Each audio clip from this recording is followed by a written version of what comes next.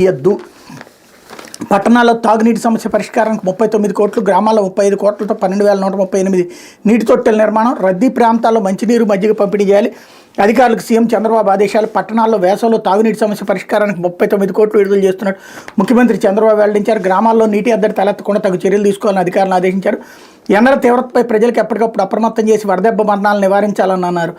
రద్దీ ప్రాంతాల్లో ప్రజలకు తాగునీరు, మజ్జిగ పంపిణీ చేయాలని సూచించారు. రాష్ట్రంలో ఎక్కడా తాగునీటి సమస్య కనిపించకుండా ఇప్పటి నుంచే జాగ్రత్తలు తీసుకోవాలని ఆదేశించారు. వేసవి కార్యాచరణ ప్రణాళికపై పురపాలక, పంచాయతీరాజ్, వైద్య ఆరోగ్య శాఖలు, విపత్తుల యాజమాన్య సంస్థ అధికారులతో సచివాలయంలో సీఎం సోమవారం సమీక్ష నిర్వహించి పలు సూచనలు చేశారు. మార్కెట్లు, బస్టాండ్లు, కూలీ అడ్డాలు, జనసమూహం ఎక్కువగా ఉండే ప్రాంతాలు చలివేంద్రాలు పెట్టాలి. ఎండల తీవ్రత ఎక్కువగా ఉండే చోట్ల ఉచితంగా మజ్జిగ పంపిణీ చేయాలి. స్వచ్ఛందంగా చలివేంద్రాలు ఏర్పాటు చేసేవారి ప్రభుత్వ శాఖల నుంచి సహకారం అందించాలి. పశువులకు నీరు అందించేందుకు రాష్ట్ర వ్యాప్తంగా గ్రామాల్లో 35 కోట్లతో 12,138 తొట్టెల నిర్మాణం చేపట్టాలని చంద్రబాబు ఆదేశించారన్నటువంటి వార్తని హైలైట్ చేశారు.